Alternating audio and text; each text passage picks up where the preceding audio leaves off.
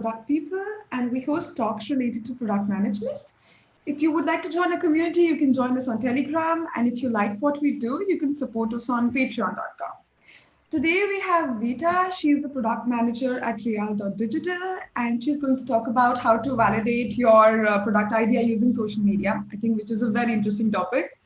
And she is also handling the page Instagram by the handle Product Heart, if I'm right. And I'll hand over to you, Vita. You can start sharing the screen. Okay. Give me a sec.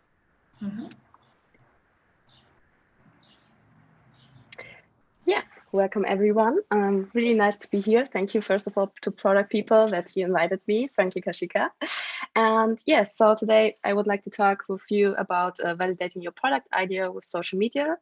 And yeah, I'm really interested to share this topic with you. But first of all, yeah, just a little bit about me. Kashika already taught you some more that I'm a product manager at real.de, which will become kaufland.de soon. So I'm working at the marketplace, and I have almost 10 years experience as a content creator. So that's why I chose the topic social media, as I'm in the space between product management and content management. And I have seen a lot of stuff. And last year I've created Product Heart as my passion project. So if you're interested in more like product discovery stuff, you can also take a look here. And you always feel free to contact me if you have questions or want to know a little bit more about me. So let's start with the first question. Why should we even use social media? So maybe it's obvious, but I just wanted to give you some perspective. So social media is very cheap. It's basically, you can do a lot of research there for free. You don't need to pay like an expensive agency. You have access to a lot of people. So basically you have access to a whole wide world, and you can contact everyone which you would like to contact. It's quite transparent. So there are a lot of communities, there are a lot of discussions going on, which you can just skip in and you can see what people are talking about, because people maybe even more direct in the internet space than in the live. And then you can also get experimental. So basically you can do experiments and you can try stuff out, which is, again, very cheap, and you don't need to, it doesn't take a lot of time to realize something on social media. And you can collaborate. So you don't only have access to people, but you can also directly get in touch with people and maybe even talk to them in the comments or in private chats. And basically you can get in touch with everyone you want to. And then just a quick overview, why should we even validate a product? I think most of you are product managers, so you should know it, but just as a short reminder, why it could be cool to validate it before just rolling out a product. And I'm pretty sure every one of you have seen this pretty thing here. So it's, the product market fit pyramid by Dan Olson. And I would really recommend to read the Lean Product Playbook if you want to find out more about it. But basically, before you can create a product, you first need to understand the market. So you need to understand the customer needs and who are your target customers, so the right customer segments. And then you need to check if this needs fit with your value proposition, so that in the end, it's a product market fit. And this you can only do if you test regularly with customers, if you do research, so if you do the whole product discovery path here. And that's just as a short reminder why validating and why social media. So let's go to the more interesting part. How could we actually do customer discovery and validation? So I'm pretty sure most of you know there are different kind of methods, and I will focus a little bit more on the discovery methods because I was a little bit of spoiler, but validation is kind of tricky on social media. And also I would not recommend to do only social media, but social media is really great as a starting point and as a base, and then you can move forward to it and then check out what else you can do and which methods you could use. But for the start, first of all, you can really do a great competitor analysis. So what you can do is just check out your competitors on the social media. It's so transparent, as I said. For example, I was here in the fashion space and I checked out what kind of people, for example, like what do the brands post? What kind of feeling do they want to give?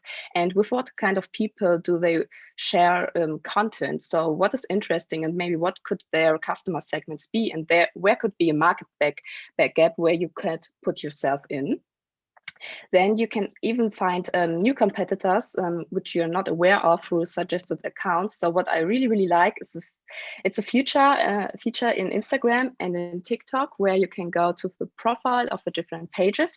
And if you should create a new account for that, because otherwise your account will be biased by the things you have liked or shared or commented on. So if you create a new account and then you go to your competitors and click on like similar accounts, you will see what kind of accounts are suggested for you. And for example, this one is from Instagram and this one is from TikTok. And you can, even though it's the same like basic fashion account, you can see that directly there are different kind of similar accounts, and maybe it also tells you something about the kind of customers. So maybe the kind of customers here are a little bit different than on TikTok. So you have different customer segments which you can then attract.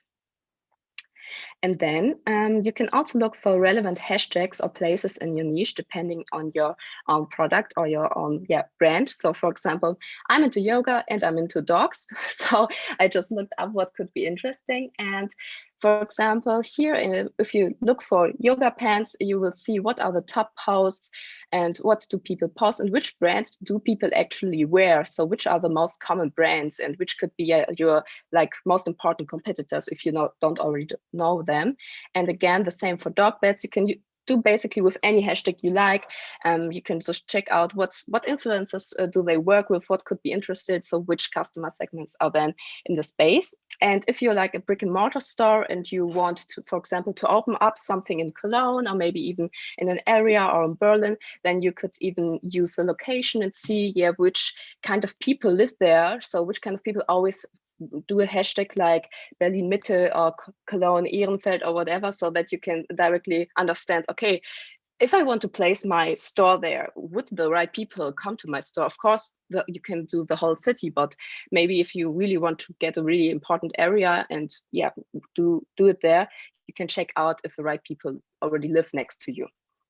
So this is just a short overview about competitor analysis. And then you can also do, of course, customer research. So in the competitor analysis, a little bit of customer research is also part of it. But what you could do is you could actually go to groups. So for Facebook groups, LinkedIn groups, even Clubhouse. So I even looked because Clubhouse, I think, is very popular currently. And you can check out if there's enough demand for the kind of product that you want to establish. For example, you can see here on Facebook, a friend of mine, he likes road bikes, so he likes to do this. And then I just Googled for it and saw, okay, alone in Cologne, if I would like to do something for the Cologne space, over 2,000 people are interested in it. So it could be like, it could be a big enough niche. Or maybe, Germany, of course. It's also like 7,000 people almost. So it could be a good niche. And what I really liked is if you want to be like male or female, so like a different kind of space here.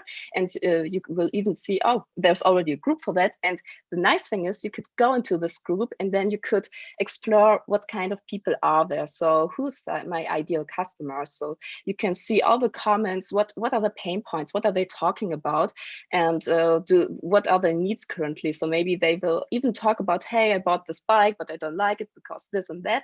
And you could use everything of that for your research. I know it's a lot, it takes a lot of time, but again, it's cheap. So it's like this array around is cheap, but it takes a little bit more of time than you would hire an agency for that. And same, for example, with Clubhouse. Actually, again, I looked for dogs and you can see, oh, already 7,000 people, but the others are not so big communities. So maybe, the people are really not at Clubhouse. So I would always suggest to look for the same hashtags or look for the same just keywords on different platforms. So please don't only do Instagram or only do Facebook or whatever. Of course, there are different kind of peoples on different platforms and they are also overlapping, but you need to find out which is the right platform where you can do your research on. And what I actually also like a lot about Clubhouse is the part here where you can explore clubs and people. And you could even see, where the several topics are connected to each other. For example, I like to eat vegan, and then I'm in the wellness space. And then you will see in what clubs are the people who are, for example, in the vegan club also are. So you can see what indirect competitors are there. So what indirect topics are connected for the people, and you know in which space you need to place yourself. And last but not least for this area, oh no, not last but not least, it's the second one, sorry. You can check out comments. So I already talked a little bit about it, but you can check out your comments to understand your customer segments and also the tone of voice. So how do people talk and which kind of people are commenting? And what I really like is, again, to go to competitors or even to influencers who are in the space. Again, this one is about road bikes. And yeah, I removed the names and everything, but it was basically men who talked about, so not a lot of women. So maybe, you know, okay, I would rather like to attract men, or maybe there is a market gap because only men comment. So maybe there are women in the space who don't feel really like they don't have a brand which they like or don't know where to place themselves. And what I also liked is people are even asking questions. So this is like a very simple one, like, oh, does it cost money to send something back to the company? And then you can say just, no, it doesn't cost money. And even you can see like here, people are really interested just in the fashion, like what kind of jeans do you have? Where's your shirt from? So you see that people are interested in stuff, and you could use it for yourself and also define maybe in the end your marketing strategy. So this is not only for validating the product idea, but you can totally search for your marketing here. And then you could look for brand hashtags and see what people or influencers are posting. So what I really like, especially, again, I'm a little bit biased because I'm mostly on Instagram, but you can also do it on TikTok or Facebook. So I like to look for hashtags of companies or for brands and see what kind of people are posting stuff. So for example, sure, Zara is like basically a woman's brand, but yeah, they are also male. Fashion. So, but you can see, okay, these kind of people and what are they? Yeah, circumstances. You could go to the profile because on the internet, everyone shares everything on the internet. So most profiles are even open. So not to sound creepy, but in the end, you could stalk everyone very, very deeply and even through different social media accounts. And you can see what are the problems, what do they struggle with, or what are the focus on and which brands do they like, and does it make sense to the brand or to the product you want to establish. And this is it about the kinds of customer research. And last but not least, the really important thing, the thing where I already put a big disclaimer, is testing. So testing is a great thing, but on social media, you can do a lot of like failures. So it's easy to do the research part. It's easy to check out like competitors, to check out customers, to understand where could be some places where I could go with my product and see if there's enough demand. But with testing, it's a little bit more tricky. Still, you can do it if you do it the right way. So for example, you could just share your product or your MVP, or even not your MVP, maybe even just the idea beforehand in the groups and get feedback on that. For example, I'm in a yoga community, and it's basically the person, she really just shared her app, which she created. So it's a yoga app for yoga teachers and training. And you might think it's such a niche, but actually people loved it. And they were even asking, oh, why is it only on iOS? I also want to have it on Android. So they have been even like asking for more, and they showed that a really hard interest here. And this is something that I like, so that you have this pool of people and you can get feedback on everything. You can share your page, you can share your MVP, you could share anything, even just the post, and you can, you get very honest feedback, because when you invite people, usually people are very nice because you also pay them. But if it's on the online space, people are very, very honest usually. So it's, people are more honest on the internet, as I said. And then you can check out if there's really interest. What I also found in another group, this is maybe a little bit off topic, but still you could adapt it to yourself. So she said, oh, I learned something about the Facebook algorithm, and my engagement went up. I put my strategy into a free guide, and the free guide could be the first step to an MVP or to a product later. But still, do you want the free guide? And you can check the demand, and actually almost 500 people were interested in this free guide. So you already know, okay, maybe you just collect the emails here. So basically, maybe the people need to give you the email to get the free guide, and then you already have pool of people which are interested in this kind of topic, without like paying for them. You just found them from social media. And I think this is a great strategy here to already collect interesting people, which could be possible customers, which you can then trigger through your newsletter or just through mail every time.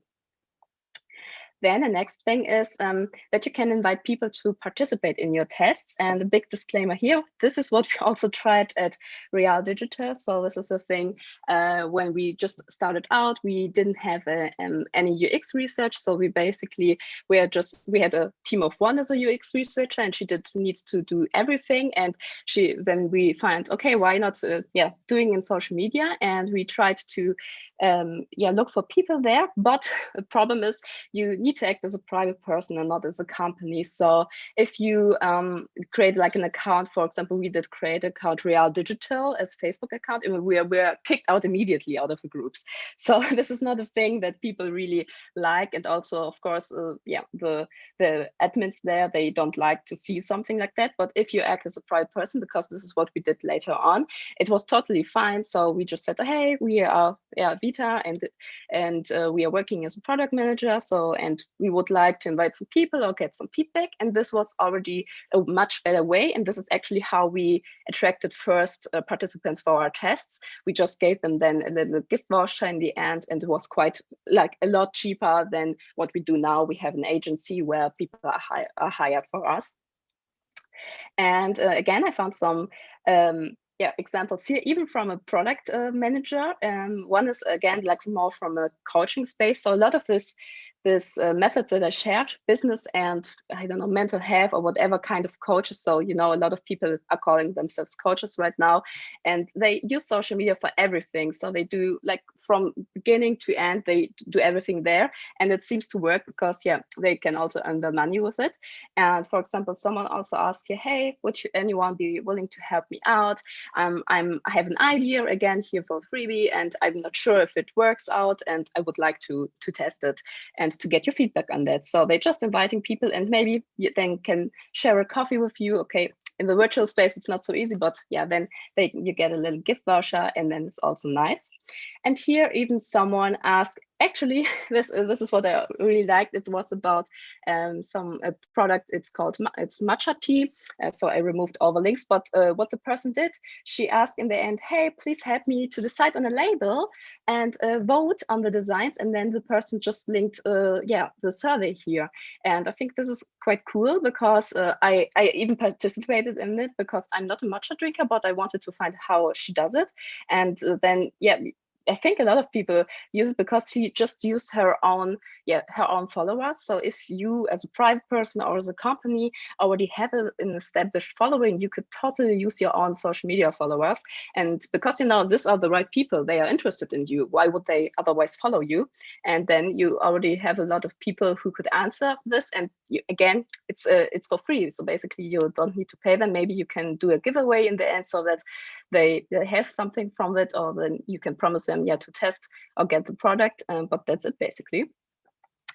And then as a last thing, what I really would like to tell you is that you should just do service with the tools you have, like LinkedIn, Instagram, Facebook. They all have really, really great tools. So for example, here on LinkedIn, you can see someone did a survey, and even like 8,000 people did it. And imagine if you just want to ask, like, you don't want to do like a big survey, but just want to ask several questions, this is perfect for it. So you don't need to, again, create a big survey design and do it, but just push out the question, and then if you or your company has a following, you can get answers. And for example, LinkedIn, they have a really great growth right now. So even if you don't pay for it, and even if you don't have a lot of followers right now, it's still played out to people, because then, for example, I like it, and then a friend of mine sees it, and again, a friend of them sees it. So in the end, you can attract a lot more people than, for example, on Facebook,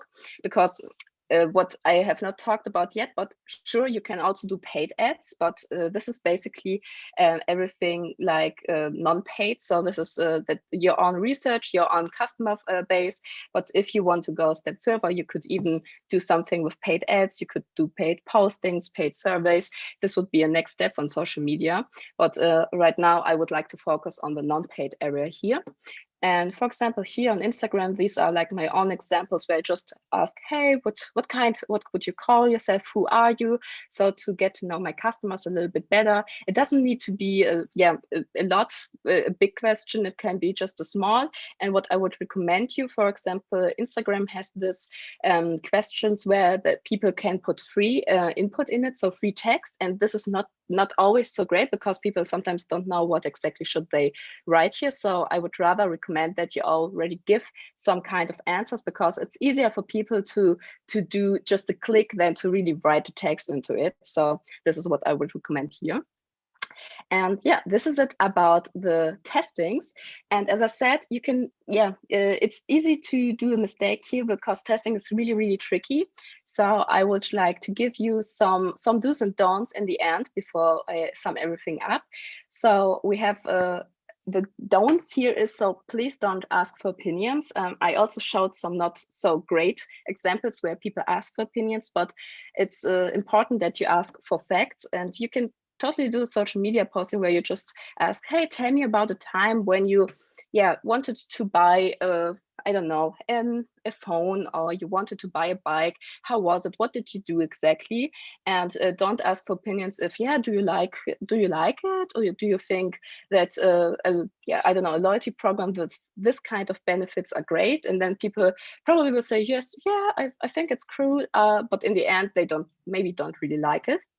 And same goes that you should focus on the problems and not on the solutions. So as I said, don't ask people if they would like to buy this, or we offer this kind of program, or we offer this kind of product, and are you interested in it? Because usually this people can't answer your questions. Instead, you should focus on problems, and on you could ask, what are you struggling with currently when it comes to waking up early in the morning? So what problems do you have here? Or why can't you sleep at night? Or why don't you run more often? So it's more about the problem space than the solution space here, because as we know, there are two spaces, and we want to focus on the problem space here. And last but not least, we don't want to ask for the future, but we want to ask for the past. So we want to know what people did in the past, because if I now would ask you, how many times do you want to do sports in the future? Maybe I would say, oh yeah, I will do 5 times. And then I would ask, and how many times did you do it in the past? And then, I only did it once. So this is kind of a problem here, because people, they have great ambitions and they would like to do it, but in the end, life comes in between and they maybe don't do it. So this is about the do's and don'ts of how to ask. Also on social media, you can totally adapt this to it. So do it great, and use this. And to sum it up, let's go here, because I already see my time's already over. So social media is a great source to find customers and also to find competitors. And it's also really great for early stage discovery and validation. So when the certainty is not so high, so it's quite easy to do and it's cheap, but the certainty is not so high. So you need to do other tests. And as I said, it's best in combination with other methods. So please don't rely only on social media. It's just one data point. And then you need to have even way more data points so that you can connect the dots. And in the end, you have a big picture, and social media is just one part of it. And that's it. Thank you very much. Thank you so much for your talk, Rita. It was amazing. We already have some questions from the audience, one of which is like, how do you take into account that you might miss social media reluctant people with this approach? Yeah, totally. As I said, I think, I summed it up in the end. You should not only focus on social media. It's just one point. So you also, of course, need to have other data points. And you need to understand for your own product if it's adaptable for social media. So you need your product strategy. Do you want to attract people which are reluctant to social media, or do you want to maybe attract people who are really in the online space and the social media space? But in the end, you need to do several methods. Okay. Thank you. We have another question ready. Do you also use social media to invalidate or falsify your idea? Figure out where you might be wrong in your assumptions and how. Yeah, it's really cool, because yes, I do. So actually, sometimes when I I can only talk for my passion project here, but sometimes when I have an idea and I ask, and sometimes people also say, no, I don't like it. I don't like the idea, or they just vote for not interested in it. Or for example, when I thought I have a lot of product managers, maybe they can also say, no, we are not product managers. So you can totally use it the other way, not just validating, but of course, you have always this bias that you want to validate it, and you ask questions in the direction so that people kind of validate. So please always remember to make questions very, very neutral, so it's possible for people to invalidate it. Super, thank you. And the next question is from Karsten. He's saying, how would you rate the potential of longer surveys in social media beyond 1 or 2 questions? How many questions? Sorry, go ahead. Oh, sorry, is it? Yeah, I mean, okay. yeah, there's more to it. So how many questions are useful, and how much time would people invest in answering a survey? Yeah, so for example, again, it's just my own experience here for Instagram. You can do several questions, like in the story, for example, if people only watch your stories if they're really, really interested in your channel or in your product. And the people who watch it, you can do different questions like in each story. And for that, I would recommend to do not more than 10 actually, because you can even see the dropout rate actually in the Instagram. Instagram has everything there. You can see how many people just click over, how many people really participate. And I would try it out. For example, for me, I know more than 10 is people just skip over it. It's too much for them. But in the end, if you try it out, and you will see at some point when nobody answers the questions, you know it was too much. Super. Okay, the next question is morning from Hamburg. Just curious, what would be the next channel or method you recommend for user research? Oh, yeah, that's a great channel. So after social media, I would say you need a little bit more of certainty. So you need to do a method, maybe something, maybe something like a mock-up sale, so that you could, from social media, you could ask people, hey, would you like to buy this? And then you could create the first page and do the next step. But in general, I would really recommend you to read the book Strategizer by testing business ideas, because they have a really great source of all kind of methods. And I would basically recommend it to go from easy and cheap methods to more expensive that take more time and have more certainty. So this is like, the area. That's super. That book is interesting. I've also read it. It's nice. Yeah, I did the course. The course is also very, very nice. Oh, okay. Super. The next question is, this seems to be mostly for B2C. Do you think that this could be applied for B2B as well? Absolutely. So I think every B2B person also has social media, and I think LinkedIn, for example, is the perfect space for B2B.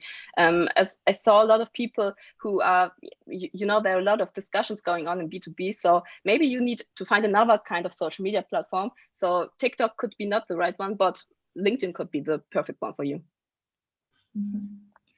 Super. So do we have any more questions from the audience?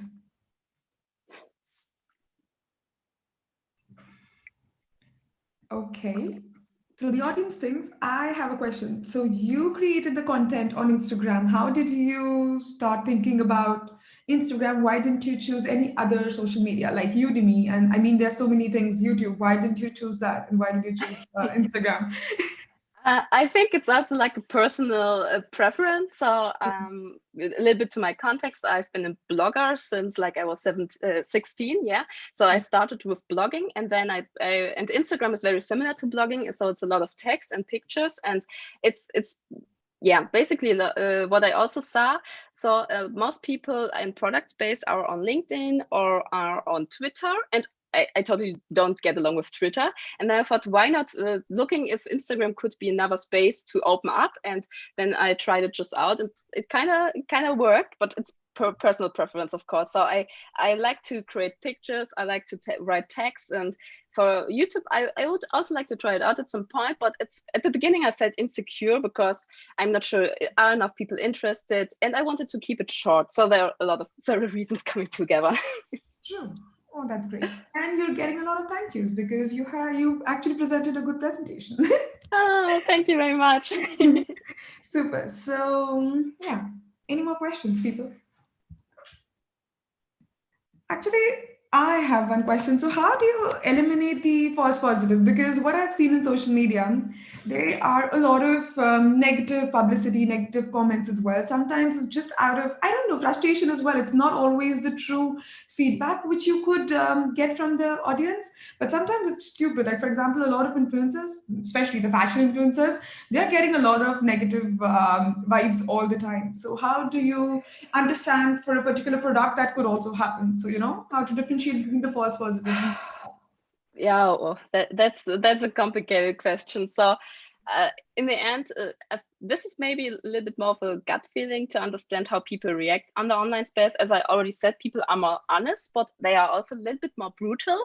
So I would collect all the feedback, but you need to take a step back and to see if it's really like does it really fit to the kind of problem you want to solve, or is it just like I just want to complain because I want to complain on the online space. So it's complicated, and with, for example, as I said, I've been there already 10 years. At some point, when people really want to give you real feedback, and at which some point they just want to hurt you, basically. Yeah. Okay. That's a good answer. Yeah. What's the volume of comments that you get? Because I was thinking, if you have a big brand and you want to start doing these things and you have like a lot of volume, manually doing it might be super, like, very complicated. So I was thinking, like, you can always plug in like some natural language processing tool, something like this. But then you would True. miss all the trolls and people complaining for just the sake of complaining. So Yeah. like, what's like usual rate of comments do you have, like reaction do you have? So do you mean what I would suggest, or what I Like have like on my yeah, like what's the amount of comment that you do manually, because you said you do it and I think it's very tedious. Yeah, I would also recommend to do this kind of methods rather for smaller companies or brands, because as you said, it's too much. And actually, when you are such a big brand, you could also do like real research, and you don't need social media. So this is a rather thing. If you just have an idea in your mind and you want to test it out, you could do it the easy and cheap way. But if you have enough money, why don't hire an agency and really do like the big research? So this, yeah. Yeah, to add to Alex's question, maybe we can actually do the sentiment analysis. I actually did this project related to that. It's pretty cool. Sometimes it's actually give you the, avoids the manual task of it. And this project started with Twitter somehow. And I mean, they created the whole API stuff, but that could maybe be done for Instagram and stuff like that as well. I mean, the other social media, highly possible. Mm, mm. So Great. it's always, this is just some inspiration and impressions you need to find out for yourself if it works for you or for your brand. I'm sure it won't work for every brand or for every like product idea, but maybe you can find your space and just try it out as an inspiration here.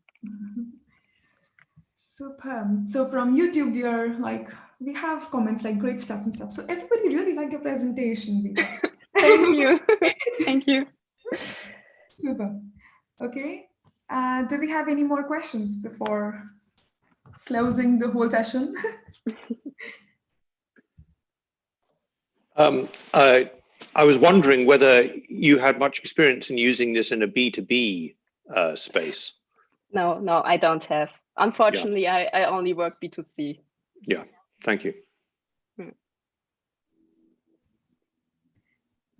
But that's a great topic, Robert. We can actually think about the social media into B2B as well. I mean, that's a good way. It's just that I think that, the world is changing. It used to be that, LinkedIn was for professional stuff and Facebook was for personal stuff. But I think the borders are becoming a bit more blurred now. Mm-hmm. Yeah, totally. Yeah. Sure. So you work in B2B specifically, like you're always into B2B? I tend to work there. I help companies on the startup to exit journey. And at the moment, we don't feel so strong on the B2C, although we do help some B2C people. And I have a pet project which has a lot of discovery, which is why I was so interested in what was being done, but it is predominantly for a B2B area. But I'd like to try out some of the discovery techniques that you presented today so well and see what they can stir up. Oh, I would be really interested to. I hope it works out. Thank you. Super. Okay, so I think that's it for today. Thank you so much all for joining our session. Have a great morning. And thank you, Vita, for a great presentation. Sure. Thank See you you. in the next product people sessions now. Bye-bye. Bye. Have a Thank nice you. Hey day. everyone, thank you. Thank you. Bye-bye. Thank you. Thank you.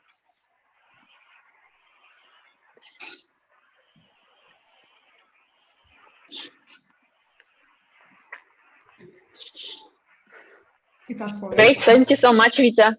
Yeah, thank you. I'm just People. reading the comments. It's really nice. Yeah, I'm really happy that it's nice. How was your first experience in the talk? How did you feel? Oh, I feel good. I was not sure what people expect because this is rather talk about my passion project, but of course, like in my personal profession, I'm working at real.digital, so it's always like you need to separate a little bit what people want to hear. But I'm happy that people are happy. So this is the only thing that counts. Super. Yeah. Huh. Okay. Great. Great. Then you come next month for B2B experience then. Yeah, I need to think about B2B social media now, I think. I will tell you when I have some solutions here. Awesome. Great. But I think, Vita, what you said is a short comment. It's true that B2B is then also led by people who also use social media, and they will be looking for like mentors or group interested in this topic or experts. So I would say. Yeah, and if I'm thinking about it, actually, I'm doing like B2B because I try to coach like product managers. Like it's also like professional. I didn't thought about it this way before, but in the end, it's also like not really B2C what I do. Exactly, because my company also works in B2B. Like we are publishers, like having dynamic paywalls and stuff. So I think we really use LinkedIn to validate our ideas sometimes. So I think that could be done. Yeah, totally. Okay, yeah. Thank you guys for hosting. It was really nice. Thank you so Thank much. you very much, Vita. Thank you. Okay. Have a good day, Happy all. birthday. Thank you. Hey. Merci.